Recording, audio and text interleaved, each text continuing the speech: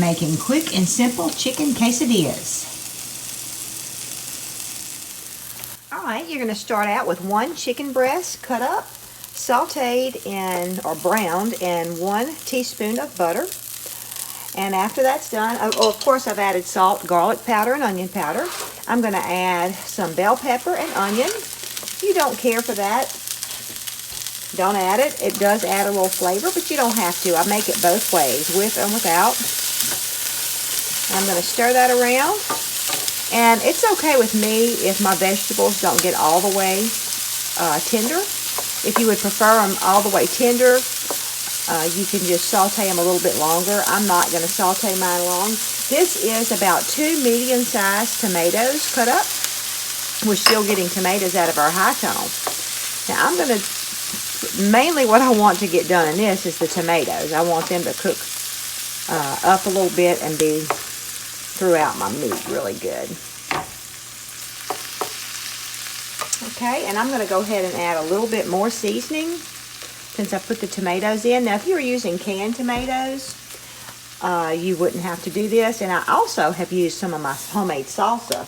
But since we are getting tomatoes from the high tunnel still, I have fresh tomatoes to add in.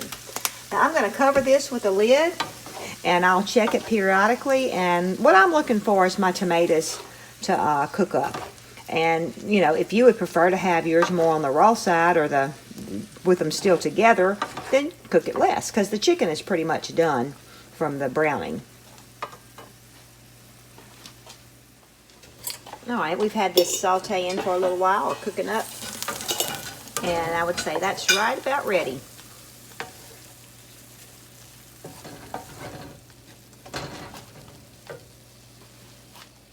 Alright, I've kind of divided my meat mixture up into 3 equal portions because we're going to be doing 3 of these.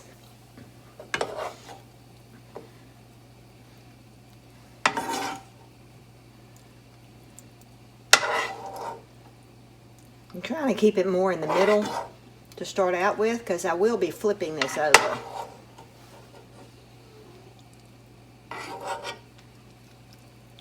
Spread it out just a little bit. When I flip it and as it cooks on the second time, it'll kind of spread out a little bit more. And I'm going to do the same thing with my cheese. I'm going to try and split it up because we are counting our calories. So that's going to be for 1. Get the rest of that out.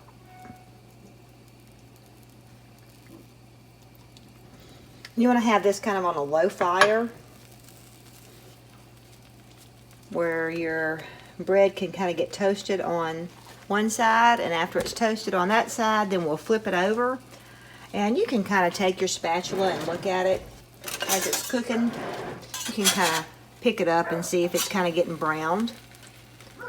And I do like to pat it down like that to try and have it stick together with the different cheese. Alright, I haven't put as much cheese as I normally do on these because we are counting our calories. And so hopefully I won't lose all my chicken. Nope, I didn't. Good. When I flip it. So now all I have to do is let the other side get brown and it'll be ready. Alright, I've got my last one a little brown, but this one's mine and I kind of like it brown. And so I'll take, this will be harder to do. I like to turn it back over because I like my cheese on top. So this is how they look coming out, and then I like to take them and cut them up like this. Let me turn that off. If you eat them right away, your bread will be a little crunchy.